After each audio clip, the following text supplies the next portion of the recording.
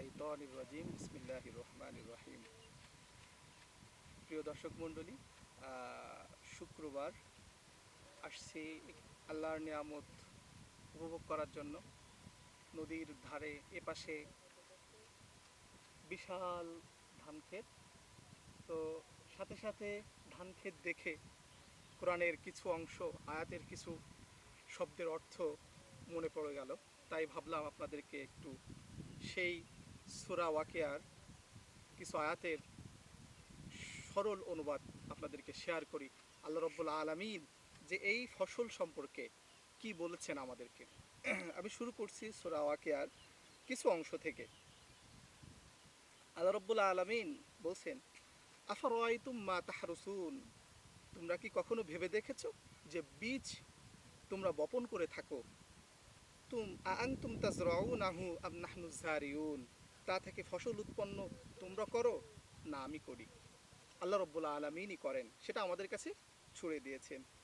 লাউ নাশাউ লাজাআলনাহু হুতামান ফাযালতুম তাফাক্কাহুন, আমি চাইলে এসব ফসলকে দানাবিহীন ভুসি বানিয়ে দিতে পারি, তখন তোমরা নানা রকম কথা বলতে থাকবে। আল্লাহ রাব্বুল আলামিন কিন্তু আমাদের এই ফসল যে ধান, প্রচুর পরিমাণে ধান আল্লাহ রাব্বুল আলামিন দিয়েছেন। গত বছরও দিয়েছিলেন, এবছরও আল্লাহ রাব্বুল আলামিন কৃষকের মনে হাসি ফুটিয়ে এই ফসল আল্লাহ রাব্বুল আলামিন দিয়েছেন। কিন্তু আল্লাহ রাব্বুল আলামিন কিন্তু বলে দিয়েছেন যে আমি চাইলে আমি কিন্তু ভুসি করে দিতে পারতাম, কিন্তু তখন কি হতো, তোমরা কিন্তু অনেক কিছু বলা বলি করতে, অনেক কথা তোমরা বলতে। তারপরে আল্লাহ রাব্বুল আলামিন বলছে, ইন্না লামুগরামুন, বলবে আমাদেরকেও তো উল্টা জরিমানা দিতে হলো।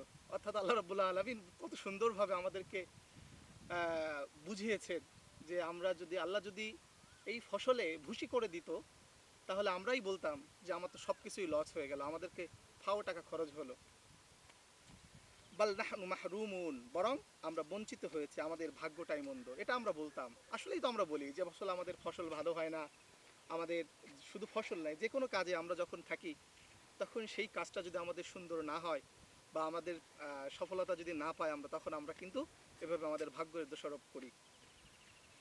তারপর আল্লাহ রাব্বুল আলামিন বলছেন, আফরাআইতুমুল মা আল্লাযী তাশরাবুন, তোমরা কি চোখ মেলে কখনো দেখেছো যে পানি তোমরা পান করো, আআনতুম আনজালতুমুহু মিনাল মুজনি আম নাহনুল মুনজিলুন, মেঘ থেকে তা তোমরা বর্ষণ করো না তার বর্ষণকারী আমি। অর্থাৎ আল্লাহ রাব্বুল আলামিন সূরা ওয়াকিয়ার মধ্যে শুরুর দিকে তিন দলের সম্পর্কে আল্লাহ রাব্বুল আলামিন আলোচনা করেছিলেন। তারপরে আল্লাহ রাব্বুল আলামিন তার যে নিয়ামতের কথা বলতে গিয়ে আমাদের এই যে ফসলের কথা, অর্থাৎ ধান খেতে যে আল্লাহ রাব্বুল আলামিন সুন্দরভাবে ধানের ভিতরে ধান দিয়ে আমাদেরকে তিনি তার নিয়ামত ভোগ করার সুযোগ করে দিয়েছেন, তিনি চাইলে কিন্তু ভুসি করে দিতে পারতেন। এজন্য আমরা যারা কৃষক আছি বা যারা ধান চাষ করি বা যে কোনো ফসলের কিন্তু একটা নির্দিষ্ট পরিমাণ একটা ওসর আছে, সেই পরিমাণটা আমরা যেন সঠিকভাবে আদায় করি, যাতে আল্লাহ রাব্বুল আলামিন খুশি হয়ে আমাদেরকে বেশি বেশি ফসল দান করেন ইনশাআল্লাহ।